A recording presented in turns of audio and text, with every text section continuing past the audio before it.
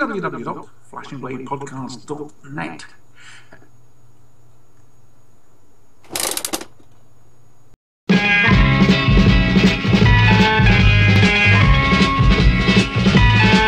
You've got to fight for what you want, for all that you believe.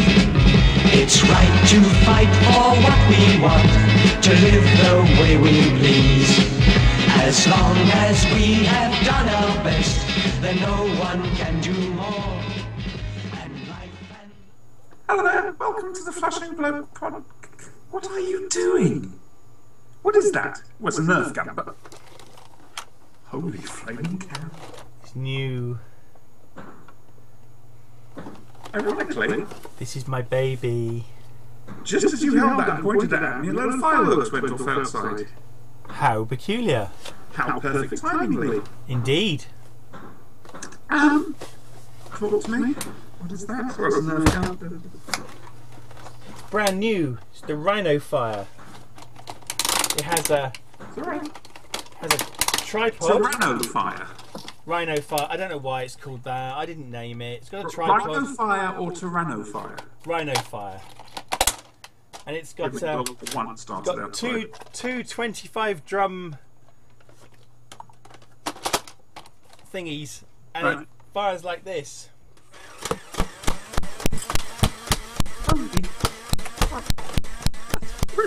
Looks like one of the guns of Babylon 5 or Battlestar Galactica.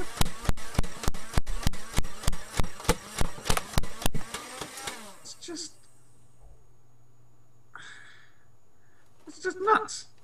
Finished. Good. Right, okay, so Giuseppe, how much? I didn't buy this. World War One is going on outside. Hang on. It was bought for me. You didn't buy it? No, it was an early Leader Day present. It would have been 100 quid, but it was 60 quid in Agros. Leader Day's July the 27th. No, June 27th. Right.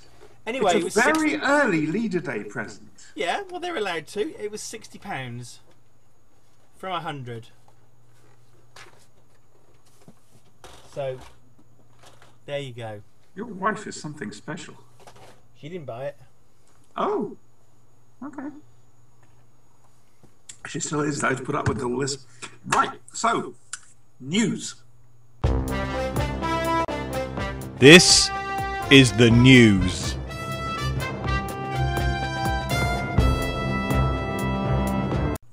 Hello, news right now. Good. There was some news. Yes, they're holding a competition thing at doc2.tv. There's a screening. I think it's on the 17th of November, 2 days before my birthday, for the release of this latest series on Blu-ray and DVD. Go to doc2.tv, answer a question, you'll be put in a draw to win tickets. There will be special guests, no doubt, Capaldi, I shall imagine, and it's hosted by Frank Skinner. Remember him? Uh-huh. Perkins. Works on a train. Yeah. Bit of a leap, really, to go from being an engineer on the train to hosting a thing. Yeah. I can hear gunfire. Yeah, like I say, it's. Let's look out the window and see what's out there.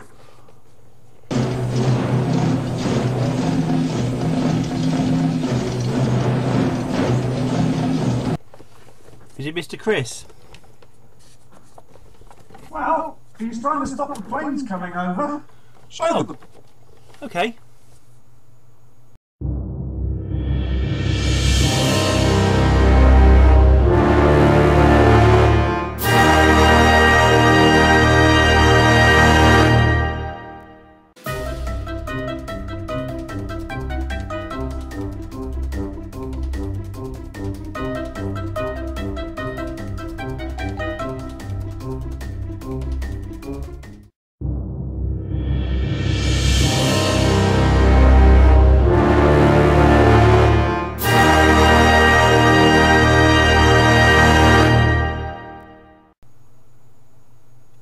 Wow.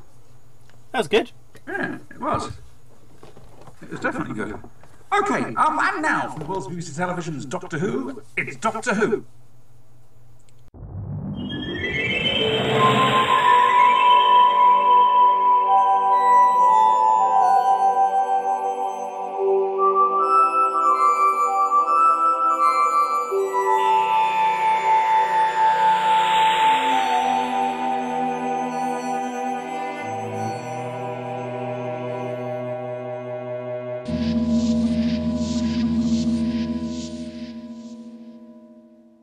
The 14th Doctor Who, and his plucky girl assistant, one of the Claras, materialise not in London or Shoreditch but in Bristol. Whereupon they find things slightly small, really. It's Doctor Who and the Flatline. That's what it is. Actually, no, Target would call it Doctor Who and Flatline.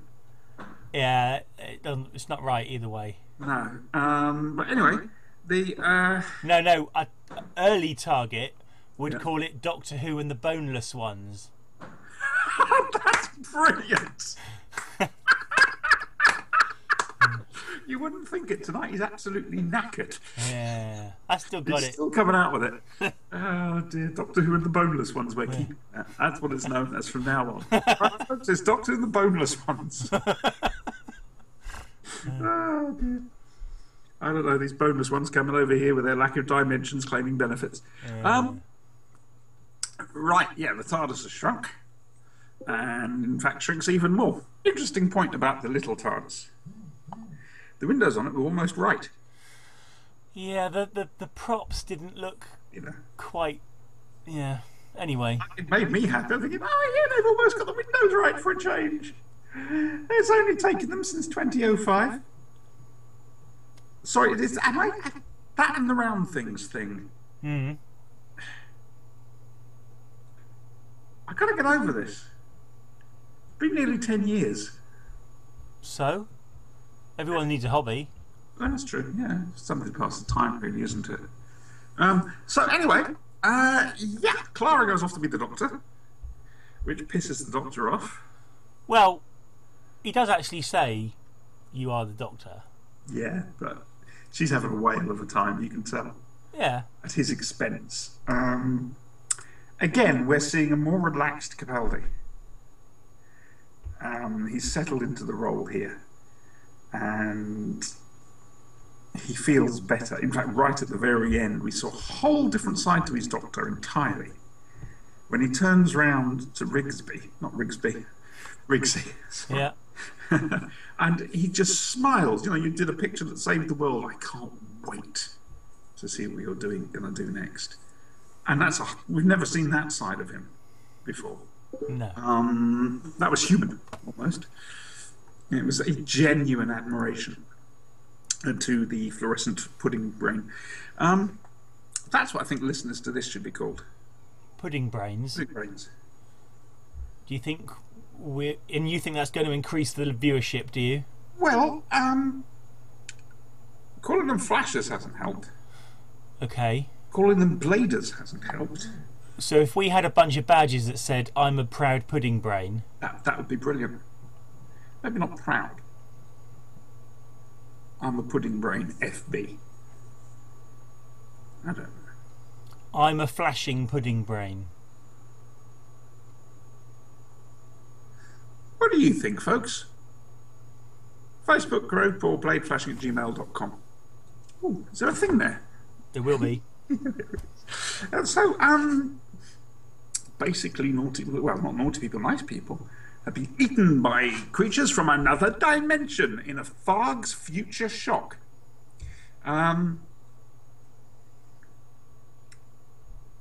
This isn't one that people are immediately going to sit back and remember. Now, Really? I don't say that because it's bad. Quite the opposite. It was superb. But for my own personal thing, it doesn't leap out and grab me. Yet when I watch it, I'm blown away by it. You know? It could be easily overlooked, and it shouldn't be because it's so good. I don't know what it is. I think it's just the flavour of it. the guy who played Moxie in Our Fedel's Name Pet, who was in this as the grumpy old shit. Yeah, he needs to slap that bloke. Superbly done, though. I wasn't entirely convinced by the people on community service. No. I mean, misfits they weren't. No. But aside from that, superb script, acting, effects, even Marigold's music fitted. It's supposed to be a Doctor Light episode. Really? Really? Maybe in terms of his recording time, but he was in it throughout. Very, very clever use of the time. One question. You know, he's fired off the sonic screwdriver. He's about to fire off the sonic screwdriver at the end. What does he say? That last line, just as he fires the sonic, I cannot. Isn't that when he says, I name you the Boneless? Is that what he says? Yeah. Ah! That's why I didn't. That's when he says it, and then he fires it, and the pulse goes out, and they disintegrate. Hence the Boneless Ones. Doctor Who and the Boneless Ones. Yeah. Thank you. Thank you very much. Do we know anybody who can do Achilles type artwork? I don't know. That would be. Well, yeah, they can do a Achilles type artwork. We need a Target book cover with Doctor Who and the Boneless Ones, please. Yeah, yeah. Off to Deviant Art we trot. And I want the Boneless Ones in green font. In green font. Don't know why. Which particular logo? The old black square logo? Or no, the diamond logo? The gate logo. The diamond logo. Yeah, but they called it the gate logo, didn't they? Without the bits around the outside. Yeah. Okay. Well, we'll have to see what we can do. And I'm thinking the same colour green as is on the Curse of Peladon. Right. Okay. Good. Yeah. Good. You sure about this? Yeah. I have to say, because Curse of Peladon, I seem to remember, was actually a strange brown colour. I think you might be right, actually. I am. Sea Devils, was that green? It was. It might have been. I'm definitely thinking green here. Bottle green, basically. Yes. Okay. Good. So what do you make of it? I totally disagree with you on the fact that this episode will be forgotten. It could just be a me thing, quite frankly. And remember, I'm not saying it because it's bad. No. Quite the opposite. But for some reason, it hasn't sunk into my head as wow. It's there. And I think it could be because it's come in a run of such good stories. I think this episode, and I'm prepared to be proved wrong, I think this episode will be up there with Blink in people's memories. Okay. You know? It's interesting you say this. Blink was a Dr. Light story. Yeah. A lot of the other classics and decisions made in classics are made in adversity over the years, over the 50 years. Blink, in that respect, was, because it's a Dr. Light story, it's the old thing of put people up against the wall and look what they come out with. Yeah. I absolutely loved this episode. I loved what they did. It wasn't just shrinking the TARDIS for the hell of it. There was a reason. There was a concept there, and they pulled through with the concept. I liked the way that people were being flattened, killed, you know. Are you going to try and get that sort of installed somewhere? Yeah. I liked the fact that for once the aliens weren't misunderstood. They just didn't care. They either didn't care or they were evil. Either way, they had to be stopped. Yeah. Makes a nice change. I like the fact that for once in a Stephen Moffat produced episode, people died. Yes. A lot of people died. Yes. And there was no happy ending for those people. No. And in fact, I'm surprised the doctor said the wrong people survived. That's a very undoctor thing to say. Yeah, but the guy he was talking about was a bit of a twat. I think more than just a bit. I liked what the aliens were doing with the people when they were dissected. They were plastered along the wall. I thought that was really nicely done. I just thought what they did with the Doctor in the TARDIS in Clara's bag, you know, passing her a lump hammer and all that sort of thing, you know. I just thought that was utterly. How did that come out through the TARDIS doors?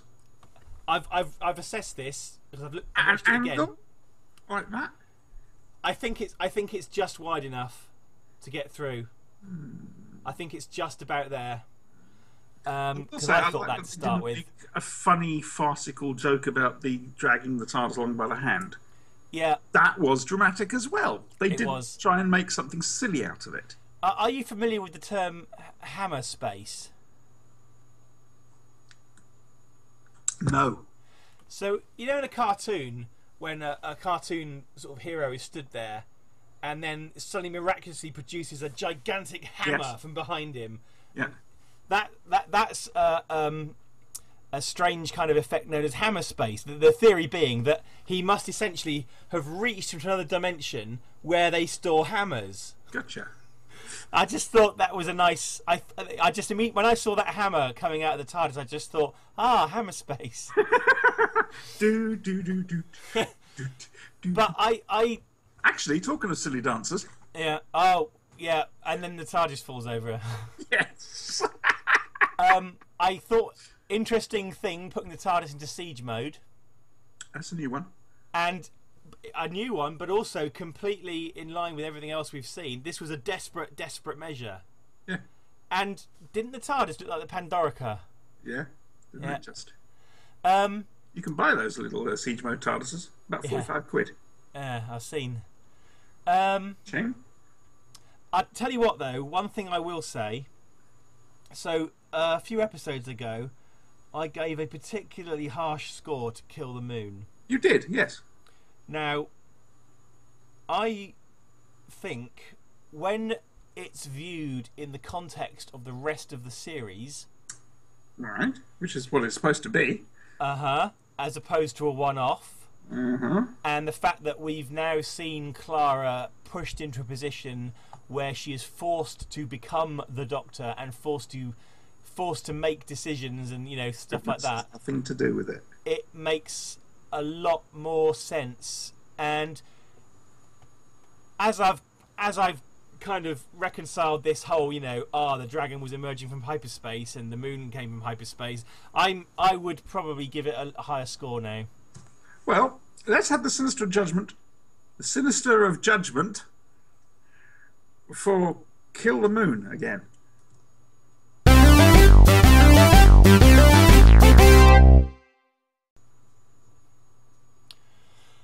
Going to increase it to a 7 out of 10, Okay, good. That's up by 2 points. bordering on an 8. Ooh, and the Judgment of Sinister for this one, Flatline. Let's have a look.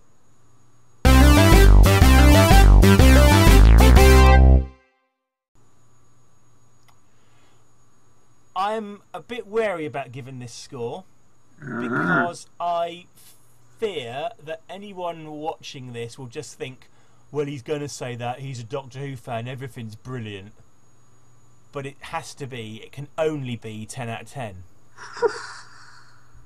That's 2 in very short succession. It is, isn't it? And in fact, I think that's 3 this series, isn't it? It's a damn good series. This is a very consistent run, despite my slight depression. Despite Time Heist. Despite my slight concern about Kill the Moon, when you look at this thing as a whole, it's making a lot more sense. It's a shame about Time Heist, really. It's not a bad episode. It's an underdeveloped episode. Yeah. It's like we're on a second draft. Yeah. And I think it could have done with a third or fourth to tighten up a little bit. I agree with you on that one. Anything else you'd care to add about Doctor Who and the boneless ones? Yeah, like I say, I disagree with your theory that this is. Again, it's not because it's bad. No, but I just think it's kind of in the middle of a load of other good ones. But I saw this episode and I just thought instant classic. I mean, it did not let down. Even Clara's solution was genius. Would you have thought of that?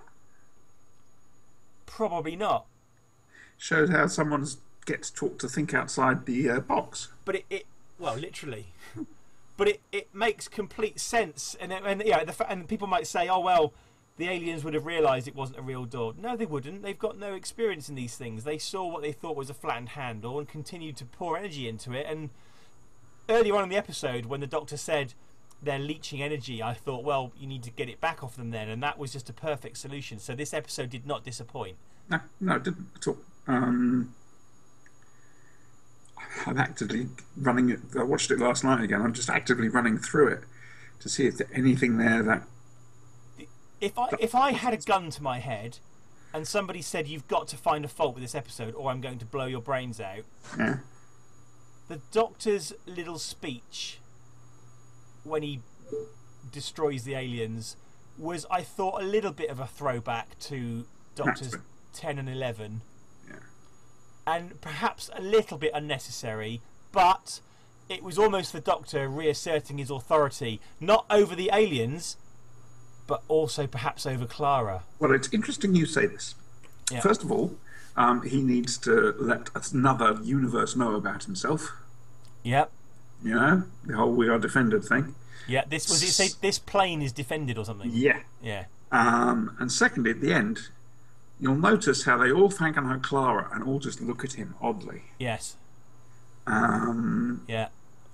That was interesting as well. And the whole line of goodness had nothing to do with it. Yeah.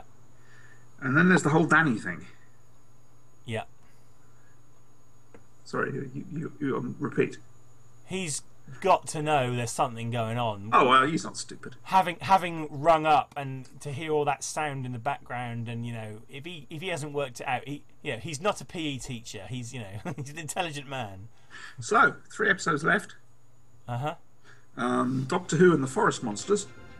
And then 2 others. With a very strange anachronism, it seems. Or on the side of the bus.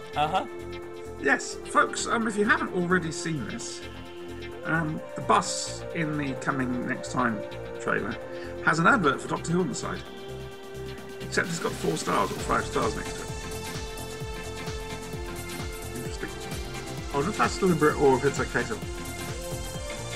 Well, you've got to be particularly stupid to get in a bus with an advert of the show you're making as a prop on the show you're making in the first place. Or it's deliberate, or if we have mislooked at it.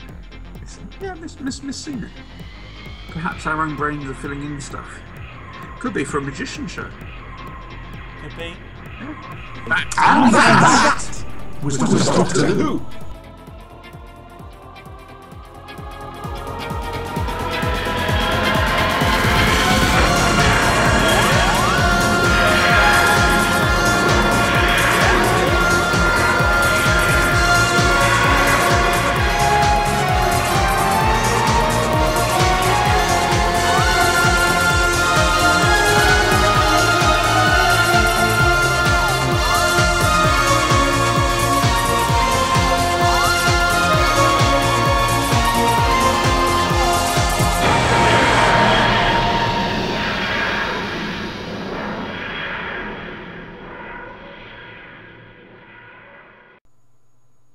Right now, can you possibly flash up the Black Guardian, please? Okay. Speak your praise, Turbo. Right now, I've got to find this. Bear with me. Don't keep the Black Guardian waiting. Well, this is true. I have one here. This is from Pete. Salutations, Siobhan and Sinister. Hi, Pete. Just tending the passengers here at Bad Will Airlines whilst Martin and Jared fight off snakes and such. Nice. And this series, Pete, of Doctor Who hasn't sat well with them, but I think they just can't spare the attention at the moment. I have it on good authority that they'll be back, so for now I'll sit tight and wait for the lemon-scented paper napkins to show up. They won't show up. As for his comfort and convenience. Yeah, but he has to wait for civilization to kind of reset itself. That's all right. It'll happen at some stage. Well, unless it's in a pocket universe. Could be. This year, it does look like we've got Doctor How instead of Doctor Who, doesn't it? We and Clara are asked how the Doctor is. A good man or not? Interesting thoughts. It's not a problem, really. He's using proper punctuation here. Gee, you're not going to get a look in here. Really? Tell him to sit down, go and have a nice cup of tea. I like it when the myth becomes introspective. We got some interesting answers when Doctor Who was asked in the 60s. When that question was asked again in Silly Nemesis, it was kind of nice not to have it answered properly. I guess Doctor How will do for now.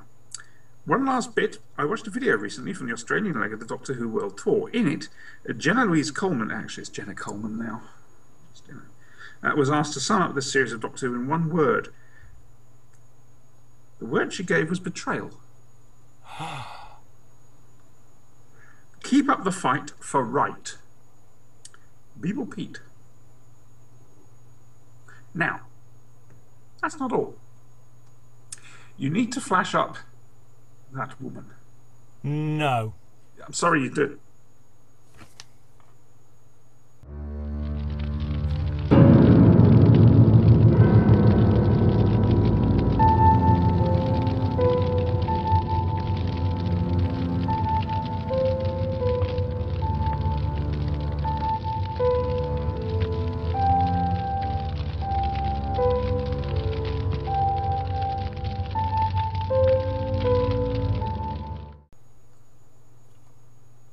Is it safe? She gone.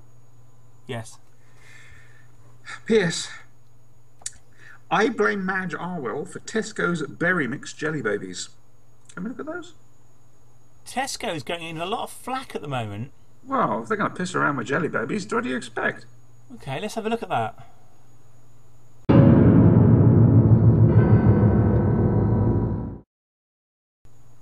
They're just regular jelly babies minus orange, lemon and lime. What a She did bitch. a bit of citrus into them. Why would she do this? I don't know. It's twisted. It's just not right. I got to think. I'm Okay. vengeful. You know, I mentioned in the last show Bohemian Eagle. Yes, his you did. Isolation run of things. He stopped doing them. Jingles has stopped doing. He got up to the 10th show. Well, I'm trying to get him on this show so I can give him a white feather. He was too scared to continue. It's only a game. Yeah, but it's damn creepy. I still recommend you watch Bohemian Eagle or Jingles. His Alien Isolation. There's just 10 shows now. It's worth it. It really is. Jingles, if you're seeing this, I doubt you will. But if you are, come on the show. I've sent you an email. Come and say hello to myself and Dr. Sinister. He can talk tanks with you. Well, you can. You wrote for Armchair General. Yeah. Right. So, why would Madge have stopped him from doing it? Well, There can be only one explanation. do tell, please. Her name isn't Madge Arwell. What It's is her name? Madge Wayland Utani. You see? You see?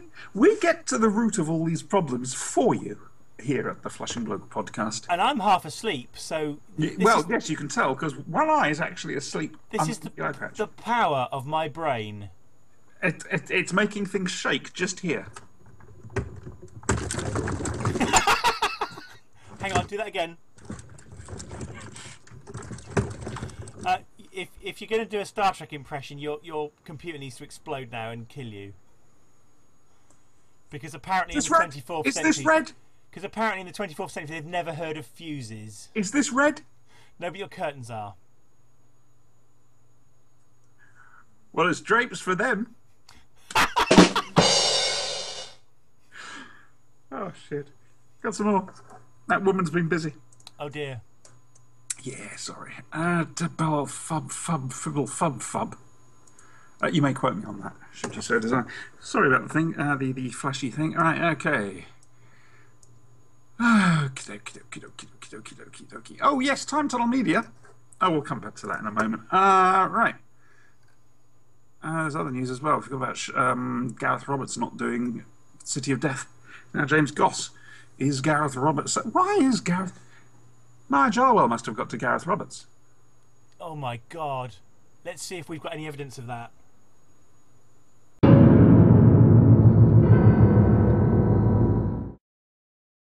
Well. So either he's ill, or he's taken over as showrunner. You think? I don't. You don't? I don't think. Who do you think will be the next showrunner? Me. And after you? Obviously. After you? After me? Well, Or are you going yeah, to do this, aren't you? Are you going to do a JNT and run it into the ground? I don't know. Right, hang on a moment. I'm just trying to find. There were some more here up on the page. Here, Mr. Chin. Chin here. Chin here. He blames Madge Arwell for every plot hole in Doctor Who, of which a vast amount were in her Christmas so-called special. Can we see that? Every plot hole in Doctor Who? That's going to be difficult to make.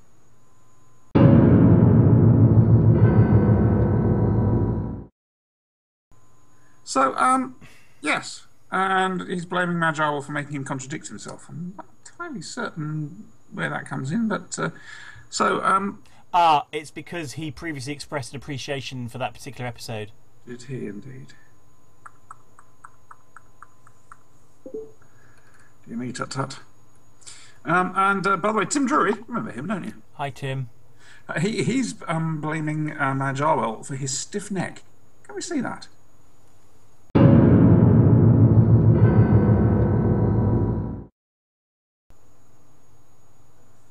Oh, how's she done that then? Well, she does resemble with her finitude. Her finitude? She does resemble a piece of spinal column, so maybe... The link there somewhere. Yeah. Time Tunnel Media. Let's get rid of that wall now. Time Tunnel Media. Right. Halloween. They've already done Red Snow and Freedom of the Daleks. This is timetunnelmedia.co.uk. And for Halloween, they're releasing what looks like a two-hander called Her House. Follows on from Freedom of the Daleks, starring Christopher Thompson as the Second Doctor and Joel Hunter as Clarence. And the plot outline is the Doctor is dragged from Novosis to a sinister house haunted by a young girl. Oh my word. Now, I should point out here that I've been asked by Pseudopod to narrate another story for Halloween. And in the next show, we're going to be looking at a lot of books. Okay. We need to. Let's start with the back. I've got a book to look at as well. Oh, is it soft chewable? But can you take it in the bath? And is it about a dog called Spot? No. Oh, what is it then? It's about a man. No. That's just amazing. It's the book we're going to look at is the graphic novel of a little known story called The Star Wars. The Star Wars? The Star Wars. Wow. Have they basically turned how Star Wars was made into a graphic novel? That would be good. No, it's a graphic novel of one of the early drafts of Star Wars by George Lucas. How fascinating. Way before any of the, any of what we actually saw was created. This is like a really, really early draft. So, yeah, it's interesting. Okay, well, we've got that. We've got a couple of Marvels. We've got Doctor Who Monsters. And we've got the latest coming soon book from Milk Publications, which is Barking Mad. Basically a history of Doctor Who according to Auton. Oh dear. Rob Auton. Hammond, you worry me. So we've got those coming up. That'll be the next show, probably. Name me a classic Doctor Who story you want to look at.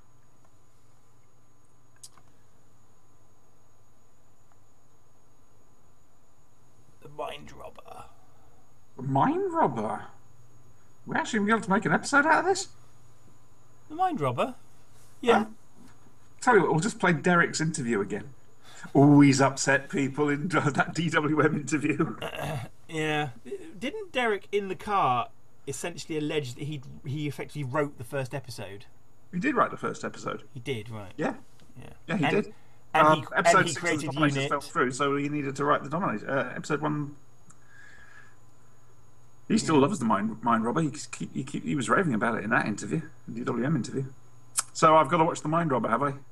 You don't have to I watch was it. thinking about sausages tonight when I was eating them, and about mankind Surely you becoming remember it. It's got Zoe's bottom in it. Well, there we go. Jamie the Doctor Ah. That's my review of The Mind Robber. Good. And that was... Shall we go? Okay. All right, Ben. Say goodbye. Goodbye. Toodles.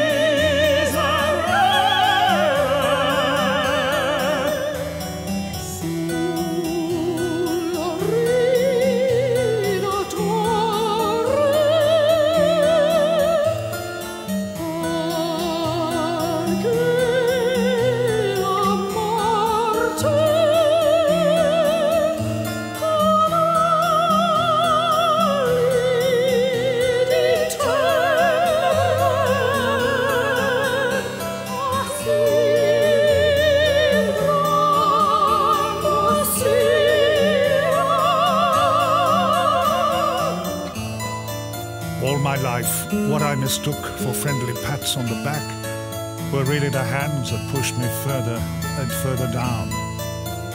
The more I struggle, the less I achieve. Deep chlorine breath. Minutes bleed into hours, bleed into days. Something keeps me in this disinfected room. We see things differently in daylight, I suppose. I mean, everything's an excuse for something. But my conscience is intact. I can deny everything. I'm waving into blind eyes.